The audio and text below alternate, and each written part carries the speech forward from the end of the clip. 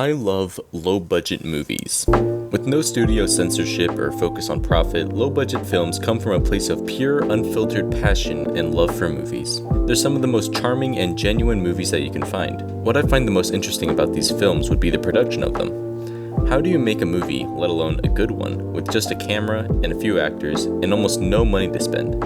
It must be impossible, right? Wrong. Some of the most successful filmmakers nowadays started their careers by making incredibly impressive low-budget films. Filmmakers such as Martin Scorsese, Christopher Nolan, Barry Jenkins, Darren Aronofsky, and other filmmakers making big-budget Hollywood blockbusters got their start making small-scale indie flicks. However, one film that has always and will always continue to impress and inspire me would be Robert Rodriguez's low-budget action flick, El Mariachi. But how did Robert Rodriguez manage to make one of the most influential indie films of all time with almost no money at all? Let's talk about it.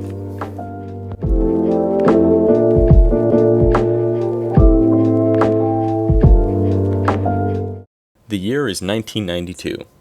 After raising a mere $7,000, most of it coming from experimental drug testing, 24-year-old Robert Rodriguez traveled to a small Mexican border town to film his action-packed low-budget crime thriller, El Mariachi. Now, $7,000 may seem like a lot of money to any normal person, but trying to film an hour-and-a-half action flick with stunts, props, special effects, and several locations on 16mm, that's practically nothing. The key is to save as much money as possible by finding creative ways to work around your budget. During production, Robert Rodriguez didn't have a crew. He was the writer, director, cinematographer, producer, editor, and even the special effects artist. Whenever his actors weren't on screen, they would be used as crew members for any behind-the-camera tasks. That way, he didn't need to spend any extra money on paying crew members that he really didn't need. As this guy here, he's one of the bad guys in the movie. Instead of having a film crew, I would just use my actors. I mean, they're just standing around anyway, so he was helping me by pulling me in the wheelchair as I got this shot of Carlos going overhead.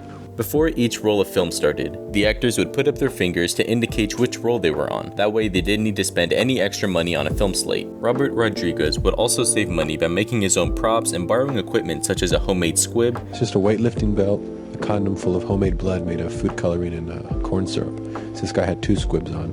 We got these squibs from an effects guy we knew in Mexico, and we tested them out on Carlos.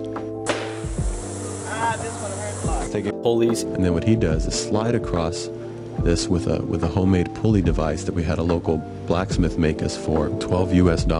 And even borrowing a wheelchair to use as a camera dolly. He also had to edit the movie digitally, since purchasing cutting equipment was deemed too expensive. The biggest lesson for any filmmaker watching this movie would be where and how to cut. Here's an example. If you're running low on film and your actor messes up a scene, what do you do? Here's the answer. Here we go, this is my actor Carlos. He's going to run up the stairs and throw his guitar case, but you'll see that he misses in this first take. But that's all right, because the first part of it was fine. Him running up the stairs was good. I'm not going to redo the whole take. That's a waste of film. What I'll do is just punch in a little bit closer, have him toss it again, and intercut the 2 shots so it looks like I have 2 cameras running at the same time.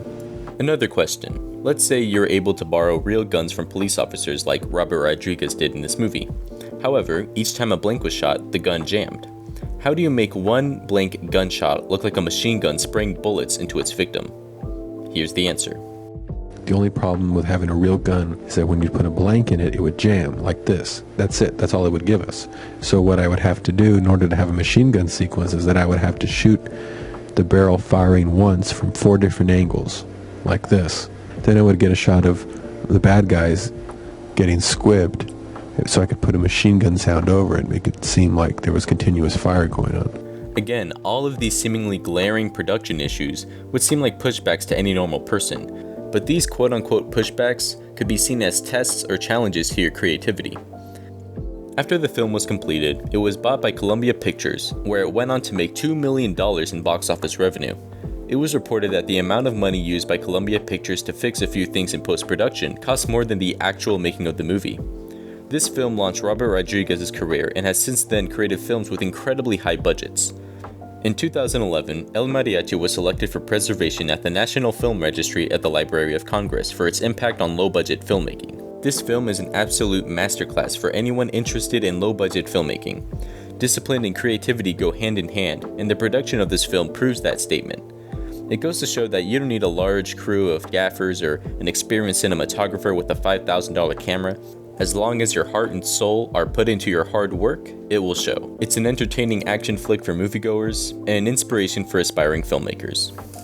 If you're interested in making a movie, go make one, but make it cheap. Make it dirt cheap. Refuse to spend any money and see how much you can do with your creativity. You can have a lot of fun and do some really cool stuff with just in your backyard with a few toys. And that's it. Good luck.